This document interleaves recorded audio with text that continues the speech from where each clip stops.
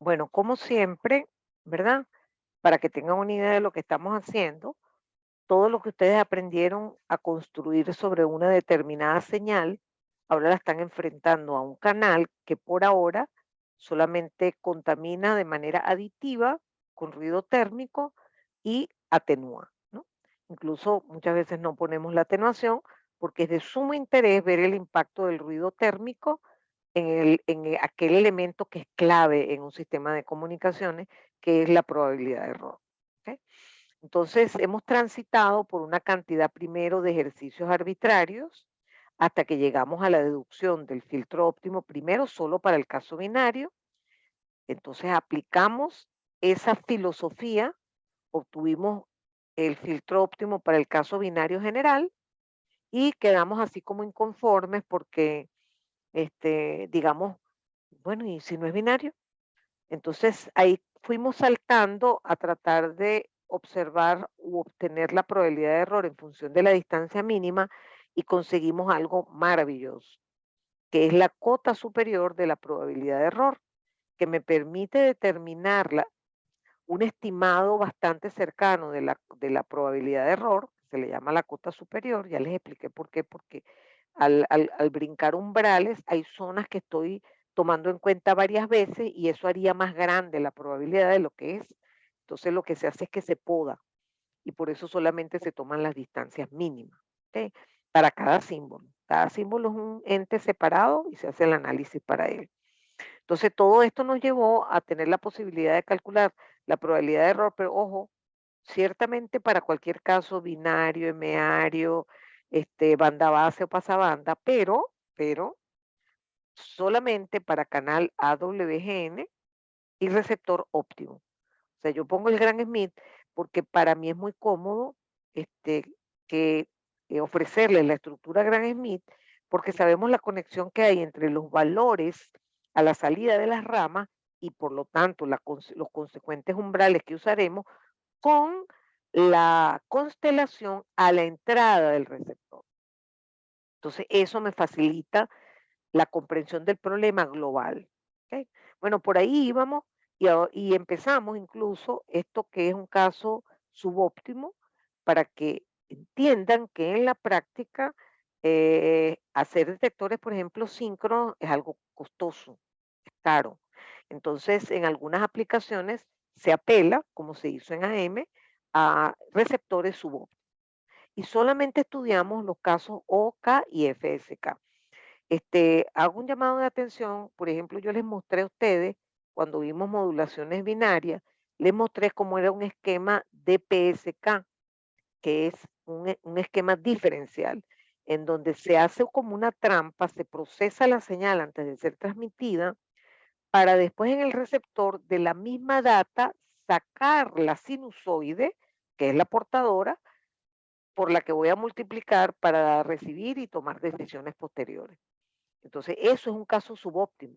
Entonces, si yo en este momento les comparo PRK con DPRK, ya usted sabe cómo van, por ejemplo, las curvas, ¿no? Hicimos en un ejercicio la semana pasada. Pero en este caso vamos a trabajar con detección subóptima porque es muy interesante darse cuenta que las probabilidades de error son más complicadas de calcular por diversas razones, ¿no? El esquema asíncrono para el caso OK es bastante sencillo porque se parece al de AM. Lo primero, que todo receptor que se respete empieza con un filtro pasabanda, no solamente la detección asíncrona, en la detección síncrona también. ¿Ok? Entonces nosotros aquí logramos acotar el ruido blanco gaussiano que tiene ancho de banda infinito. ¿Ok? Luego de eso lo que hacemos es proceder a detectar la envolvente, porque si es una señal OK, usted sabe que esa señal toma dos valores de amplitud. La sinusoide toma un valor de amplitud A o un valor de amplitud cero. Entonces allí entendemos que cuando detectamos la envolvente, si aquí por ejemplo era sinusoide cero, en vez de eso después vamos a tener una constante y cero, luego de pasarlo por el detector de envolvente, ¿no? Con un buen filtro, por supuesto, un buen filtro adecuado, ¿no? A la situación. En este caso, sería un filtro pasabajo, porque una vez que detectamos envolvente usando rectificación de forma de onda, tenemos que aplicar un filtro y ahí obtenemos la supuesta constante. O sea, de la sinusoide de amplitud A, tenemos una constante de amplitud A, supuestamente. Y cuando la amplitud es cero, obtenemos cero. ¿Ok? Y con eso regeneramos y decimos, ah, ahora vamos a pasar por el comparador. Ah, era mayor que a medio. Ah, eso era un 1. Ah, era menor que a medio. Eso era un 0. ¿Ok? Esa es la idea. Pero para obtener el valor más importante de toda esta historia, que es la probabilidad de error, no es tan fácil. Empecé diciéndoles que el ruido al pasar por el filtro pasabanda se convierte en un ruido pasabanda. Dejó de ser blanco y ahora tiene solamente componentes en una determinada banda de frecuencia y se puede representar ese ruido pasabanda con una componente en fase, que es la que acompaña el coseno, que es banda base, menos una componente en cuadratura, que es la que acompaña el seno, que es banda base también, por cierto, y son gaussianos y de media cero, N I N Q. Eso lo vieron en comunicaciones 1. Cuando viene uno lógico, estoy modulando en OK, viene un trozo de sinusoide con amplitud A. Entonces, por supuesto, supongamos que este filtro me deja pasar la señal intacta y me filtra el ruido, por lo tanto tengo la señal más el ruido pasabanda. ¿Ok? Pero como esto es un detector de envolvente, se detecta la envolvente. Por ejemplo, la envolvente aquí, si yo quisiera tener la envolvente de n, es esto al cuadrado más este al cuadrado, raíz cuadrada. ¿Ok? Pero aquí, fíjense que tengo a coseno y tengo otra cosa por coseno. Es decir, que la componente en fase es A más NI y la componente en cuadratura es NQ. Entonces, las elevaría al cuadrado, ¿verdad? Y este envolvente es el tema de discusión, porque al final, fíjense que si yo detecto el envolvente, aquí tengo un envolvente. Entonces, sobre ese envolvente es que yo voy a tomar decisiones.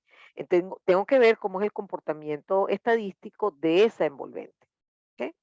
Entonces les transmito la información de que cuando A es igual a cero, y eso lo deben haber visto ustedes en comunicaciones 1, la envolvente tiene una FDP tipo Rayleigh. La FDP de Rayleigh solo existe entre cero e infinito porque las envolventes solo pueden ser positivas. ¿Ok? Entonces, la distribución de Rayleigh, mejor dicho, la FDP del ruido, digamos, sería Rayleigh cuando la transmisión es un cero, que corresponde a una sinusoide de amplitud cero. Y cuando la amplitud es otra, depende. Si la relación señal-ruido es muy buena, la FDP de la envolvente va a ser gaussiana, va a ser de tipo gaussiano. ¿Ok? Y en cambio, cuando A no es tan buena, o sea, la relación entre la potencia de la señal y la potencia del ruido, o sea, entre A y sigma, no es tan buena, la distribución se convierte en una distribución de Rice. Entonces, eso ya complica el cálculo porque cuando aplicamos las condicionales, ustedes saben que me pongo la probabilidad de error tal que transmito un 1 por la probabilidad de transmito un 1, más la probabilidad de error tal que transmito 0 por la probabilidad de transmitir 0, que por cierto estos son un medio ambas. Y ahora digo, ya va, ya va. Pero cuando yo transmito un 1, ¿qué recibo? Recibo A, hipotéticamente, pero se me ensucia por un ruido que lo voy a llamar N1, porque ese ruido va a tener una FDP distinta a este, que es cuando se transmite un 0. Entonces, fíjense que el ruido, cuando transmite un 0, lo llamo N2, por lo tanto, ese ruido siempre va a ser con FDP Rayleigh, pero el ruido N1 a veces puede ser Rice o a veces puede ser gaussiano. Entonces, por eso les tengo que poner letras distintas. Lo cierto es que cuando yo despejo de esta fórmula, paso esto para acá porque es determinístico, me queda la probabilidad de que N1 sea menor que algo y aquí me queda la probabilidad de que N2 sea mayor que algo. Para calcular las probabilidades, uno integra en el área en cuestión. En este caso, por ejemplo, tengo que calcular el área de que, digamos, que en la FDP hay que integrar entre, pues como dice menor que, hay que integrar entre menos infinito y el valor umbral menos A. Y en cambio aquí, como es N2 mayor que umbral, hay que integrar entre umbral e infinito. ¿ok? Entonces, eso es lo que está reflejado acá. Estos son los cálculos de la probabilidad de error condicional para el cero, cuando se transmite un cero, y para el uno. Fíjense que estoy considerando que la FDP es gaussiana, es decir, me estoy ubicando en una buena calidad, en el sentido de que es un sistema que es decente, o sea, que tiene una probabilidad de error aceptable. Si no, tendría que usar una aquí, en vez de Gauss, una raíz. Bueno, fíjense que aquí, al integrar la Rayleigh, sí se puede hacer fácilmente porque la FDP Rayleigh es una cuadrática, pero que tiene la derivada interna. Entonces es muy fácil de integrar. Y el resultado de esta probabilidad me da en función de una exponencial de e a la menos e sobre eta, es decir, bueno, con este 2, pero quiero decir que es una función de e sobre eta. En cambio, ustedes saben que cuando uno integra la campana me queda es una Q, pero, y esto es la primera vez que lo menciono, uno puede desarrollar esto con una serie exponencial y aproximarla. Fíjense que acá aparece el símbolo de aproximación. En vez de poner Q de X, uno pone una función de X, pero de tipo exponencial. Entonces, fíjense que cuando uno mete estas dos cosas en esta expresión de la probabilidad de error, uno puede llegar a un estimado de la probabilidad de error para el caso subóptimo, que es este que está aquí. ¿Ok? Si uno lo compara con el caso óptimo, ustedes saben que para el caso OK, bueno, a lo mejor no lo recuerdan, pero créanmelo, que la probabilidad de error daba Q de la raíz de E sobre E. Ese era el resultado. Ahora nos da distinto. ¿Ok? Bueno, no sé exactamente cómo lucen las curvas, pero lo que les puedo asegurar es que si este es el caso OK óptimo, o sea, detección síncrona, este es el caso subóptimo, porque este eje de probabilidades sube hacia arriba. Por lo tanto, para una misma cantidad de energía gastada, la probabilidad del subóptimo es mayor, o sea, peor, ¿no? Esas son cosas que usted tiene que saber de manera automática a esta altura del curso. ¿Ok? Entonces, fíjense el cálculo que obtenemos y ahora decimos, bueno, mira, vamos a hacer algo, vamos a trabajar con FSK. Y alguien me dice, pero profesora, ya va, ¿cómo voy a trabajar con FSK de manera no síncrona? Claro, porque la FSK se puede modelar como dos señales OK, una donde la frecuencia central es F alta y otra transmisión OK en donde la frecuencia es F baja. Y por lo tanto, el receptor va a ser típico de los casos ortogonales, ¿ok? Parecidos a los casos ortogonales, en donde uno, por ejemplo, mira lo que pasa por la rama de arriba y le resta lo de abajo y termina comparando. Este regenerador en este caso sería un simple comparador. Por ejemplo, si esto, por decir algo, es positivo, es porque estamos casi seguros que transmitimos la frecuencia, una de las frecuencias, la frecuencia alta. Y si es negativo es porque el valor mayor estuvo aquí abajo, negativo. Y entonces es fácil modelar efectivamente la señal FSK ortogonal, la podemos modelar perfectamente como la suma de dos señales OK. Con lo cual, el desarrollo matemático es parecido, es un poco más complicado, pero llegamos al mismo resultado. Si se dan cuenta, miren aquí dice un medio, e a la menos e entre 2 eta, y aquí dice absolutamente idéntico. ¿Ok? Y aquí vuelvo a mencionarles algo que lo he dicho varias veces. Cuando yo les digo a ustedes que yo tengo una transmisión A, les digo el tipo. Miren, tengo una modulación tipo A. ¿Ok? Y diseñé el receptor óptimo para esa transmisión tipo A. Después otro señor tiene una transmisión tipo B, ¿verdad? Y tiene obviamente el receptor adecuado a esa transmisión tipo B. Uno lo que se espera de plano es que las curvas de cada sistema sean distintas, porque si cambia la transmisión y por ende cambia el receptor, mm, nosotros pensamos que el comportamiento va a ser distinto. ¿Ok? Y eso es verdad, pero hay excepciones. Por ejemplo, para el caso, cuando uno compara OOK con FSK ortogonal, con detección síncrona, ellos comparten las curvas. Y ahora está pasando lo mismo con detección subóptima o asíncrona. ¿Ok? Entonces, fíjense que aquí les coloqué una curva azul que es OK con detección coherente, que es la curva inferior, y les puse OK con detección no coherente, que es la curva roja, que es la curva superior. Pero si ahora yo les digo, oye, ¿no me puedes dibujar por favor FSK coherente? No, está dibujado, es la misma azul. Esto es FSK coherente o FSK, vamos a llamarlo óptimo, ¿ok? Entonces vamos a llamarlo coherente. Y es coherente porque el detector síncrono, el detector Gram Smith, las bases son sinusoides. Entonces estamos haciendo una detección síncrona, ¿no? Y, no, bueno, entonces ahora dibújeme, profesora, la tercera curva, que sería FSK subóptimo. No, no, ya está dibujada, es esta misma. Es decir, las curvas FSK, OK, coherente, coinciden. Y las curvas OK, FSK no coherente o subóptimo coinciden. No es del todo cierto porque cuando empeoramos E sobre eta, en realidad empiezan a diverger. Por ejemplo, puede ocurrir esto, que una de las curvas se separe de la otra.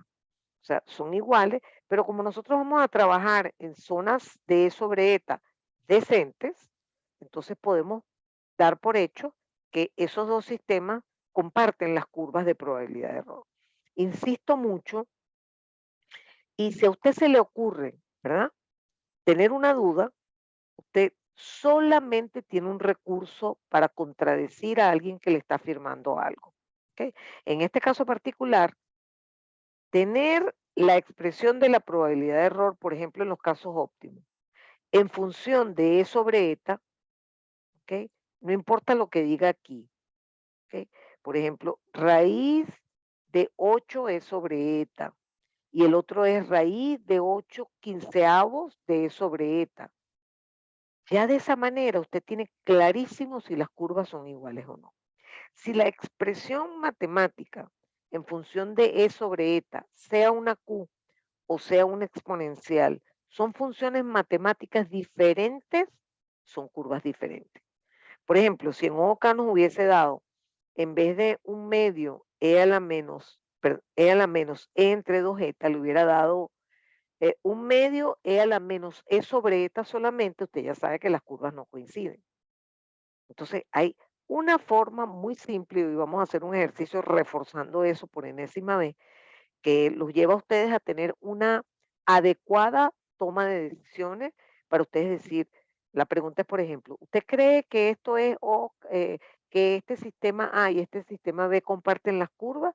Usted tiene que tener un criterio matemático muy claro. Puedes tener un criterio filosófico válido, que es que usted dice, mira, si las transmisiones son distintas, las curvas son distintas. Pues no, ojo, la fórmula de OK ortogonal de probabilidad de error es igual a la fórmula de FSK ortogonal, es igual a Q de la raíz de E sobre eta. Por eso comparten la curva. Y aquí se ve clarísimo que para el caso asíncrono pasa lo mismo. La probabilidad de error ya no es una Q, es un E, pero son idénticas las dos fórmulas. ¿Estamos de acuerdo? Entonces, no tiene justificación para no saber si tres sistemas, aquí vamos a hacer un ejercicio con tres sistemas de comparación. Bueno, esto es una tablita que les recuerda algunas cosas que hemos obtenido. Por ejemplo, para los casos binarios banda base polar, esta es la fórmula de la probabilidad de error. Para los casos banda base ortogonal, esta es la fórmula de la probabilidad de error. Para FSK y para OK ortogonal, perdón, para FSK ortogonal y para OK, esta es la fórmula de la probabilidad de error. Para los casos de modulación, uy, se me fue el tiempo rapidísimo. Para los casos de modulación también, esto finalmente es un caso polar, o sea que tendría que estar aquí adentro. Para MPSK, aquí ya lo estamos poniendo en función de la distancia mínima. ¿Ok? Y fíjense que aquí les puse la fórmula para el único caso subóptimo que hemos estudiado de manera muy precisa. ¿De acuerdo? Bueno, esto es una pequeña tabla. Vamos a ver qué consulta tienen por aquí, Adrián. O sea que de forma rápida, si el argumento de las Q es distinto, entonces la gráfica es distinta. Ojo, el argumento de las Q en función de E sobre eta. Les voy a hacer hoy un ejercicio de tres sistemas, donde, por ejemplo, la probabilidad en función de la relación entre y de T0 sobre sigma es la misma. Por ejemplo, una me da Q de A entre sigma, la otra me da Q de A entre sigma y la otra me da Q de A entre sigma. Están iguales. No, no, pero eso no me sirve. Usted me lo tiene que poner en función de E sobre eta y ahí sí. Entonces, una le da Q de la raíz de 2E sobre eta y la otra le da Q de la raíz de E sobre eta. Son distintas. Exacto, exacto. Tengo que ser fastidiosa porque se presta a confusiones efectivamente, ¿oyeron? O sea, no vayan a creer. Bueno, vamos a hacer este ejercicio que es interesante, es muy básico, pero ya empieza a tener, es un ejercicio de examen. Tenemos una señal no retorno a cero polar. Acuérdense que mi interés es repasar cosas, no resolver el ejercicio, no resolver, sino repasar cosas a través de los ejercicios. Tenemos una señal no retorno a cero polar cuaternaria, o sea, traducción, algo así. ¿Okay? Los pulsos no retorno a cero duran todo t bit si es binario o todo t símbolo si es binario. Me dan la velocidad de transmisión, todavía me preguntan qué significa la velocidad de transmisión. La velocidad de transmisión es en símbolos por segundo, es como una velocidad que uno, metros por segundo, ¿no? Entonces se le llama también la tasa de transmisión. La velocidad de transmisión es igual a la tasa de transmisión, es igual a F símbolo o F bit si es binario. ¿Okay? En este caso estoy diciendo que F símbolo es 2000 símbolos por segundo. Esta señal se envía por un canal que solo le suma ruido blanco gaussiano de media cero y el receptor es el óptico. Oigan bien lo que les voy a decir. Este es se llama la constelación del transmisor.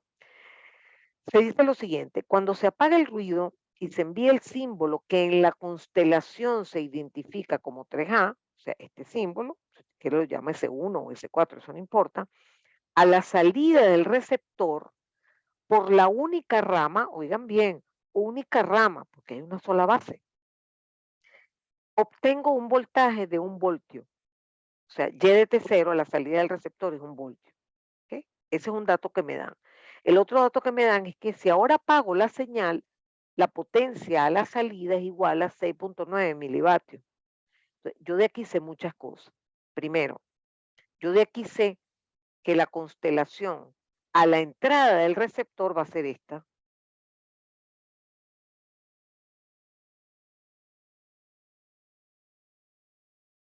Pero ¿y de dónde sacó usted eso? Bueno, porque si me dan esto, ¿verdad? Yo sé que hay proporcionalidad. Si para 3A el voltaje es 1, para A el voltaje es 1/3. ¿Okay? Entonces, esto es genial porque ya les da la constelación a la entrada del receptor y usted puede ahora definir los umbrales que les va a permitir tomar las decisiones. Ya los voy a dibujar ahí. Pero el otro dato importante es que me están dando eta medio. Esto es eta medio. O sea que ya usted tiene ese valor para poder ingresar al problema. Ajá. No, en este caso no hay atenuación. O sea, fíjate bien, fíjate bien. Mira la pregunta, Adrián. A ti te dan menos 3A, menos A y 3A, eso es en el transmisor.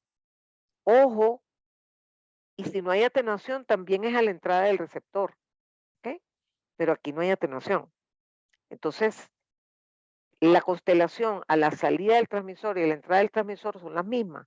Pero además me dicen cuáles son los voltajes a la salida del receptor. O sea, a la salida de la rama, la única rama que hay del receptor Gram-Schmidt. Y nosotros hemos aprendido que esos voltajes coinciden con las proyecciones de los símbolos a la entrada del receptor.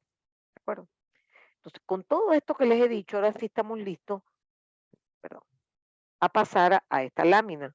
Esto me permite fijar los umbrales y ahora me piden que ponga la expresión de la probabilidad de error usando condicionales. Eso lo puedo hacer muy poco, por ejemplo, en casos como estos. Cuando tengo dos bases, olvídenlo que no le voy a pedir condicionales. Pero aquí sí, porque ¿cómo me equivoco aquí? Bueno, si uno más el ruido baja de 2/3, me fregué. O si 1/3 más el ruido sube de 2/3 o baja de 0, y así sucesivamente. Y esos son los valores que voy poniendo aquí. ¿Ok? Y fíjense que después voy despejando todo, paso este 1 para acá, paso este un tercio para acá, fíjense que me quedan 6 términos, porque los intermedios tienen 2 chances de equivocarse. Total, me queda este resultado para el cálculo de la probabilidad de error, pero me falta sigma. Ah, no, no, tranquila. Yo sé que sigma es la raíz de la potencia y la potencia me la dieron, la potencia del ruido me refiero. Ok, entonces sí puedo calcular perfectamente esta probabilidad de error. De hecho, aquí la tengo, entro a la tabla y veo este valor, ¿no? Pero alguien no entendió lo que yo le dije y le dio la gana de hacerlo por cota superior. No hay problema. Entonces uno sabe que aquí lo importante es esta distancia, ¿verdad? Ese es de min. Entonces, para este símbolo, el símbolo más cercano es este nada más. Tenemos una Q. Para este símbolo vamos a tener dos Q, una y dos, y la distancia es la misma, o sea que ya llevo un total de 3 Qs. Para este símbolo tengo 2 Qs, ¿ok? Y para este símbolo tengo solo un vecino cercano. Al final tengo 6 Qs, 6 Qs, pero hay que multiplicar por un cuarto porque es cuaternario. Entonces la cota superior la calculo en este ejercicio así, y por supuesto me vuelve a quedar el mismo valor de aquí de este argumento. Entonces lo que hice, fíjense que 401 no aparece en esta tabla, me apegué a este valor que era el más cercano, lo busqué y este número Q de 4.01 me da 3.17 por 10 a la menos 5, que multiplico por 3 medios y me da 4.75 por 10 a la menos. ¿Ok? Entonces fíjense que efectivamente uno puede calcularlo por probabilidades condicionales, que es como yo digo a pie, vamos a hacerlo a pie, o sea que es de la manera más lenta, fastidiosa, que es esta forma, ¿ok? Pero siempre es válido hacerlo por la cota superior. ¿Ok? Y esta última pregunta es bien interesante, porque me dice, ok, se acabó el ejercicio. Fíjense que alguien me dice que un loco se puso y aumentó la velocidad de transmisión. O sea, alguien se angustió mucho porque quiere mantener la calidad del sistema. Uno sabe que si la velocidad de transmisión sube, estamos bajando la energía, con lo cual la probabilidad va a ser más grande. ¿Ok? Entonces, ¿qué hizo esa persona? Vamos a aumentar la potencia para compensar. Pero yo no sé en cuánto aumenté la velocidad, pero la persona se dio cuenta que cuando triplica la potencia, logré la misma probabilidad de error. Entonces, muy fácil, fíjense lo que se hace. Si yo tengo que la energía tiene que ser la misma, entonces, la energía tiene que ser igual a la potencia por T símbolo. Ya va, que me está haciendo una pregunta. Profe, esa tabla para buscarlas tú, sí, sí. No, hay dos tablas. Esas son cosas que también les digo para el examen, ¿no? Hay dos tablas, una que es la de probabilidades de error pequeñas, que es esta, que solamente tiene dos columnas, y hay otra que es muy detallada porque es para probabilidades de error más altas, ¿de acuerdo? Y esas las vamos a usar. Bueno, voy a cortar porque se me va a cerrar la sesión. Que voy a dejar de compartir, voy a imprimir pantalla y voy a cerrar. Volvemos en sí, un poquito más, porque es que lo que se tarda en procesar el video son como 7 minutos.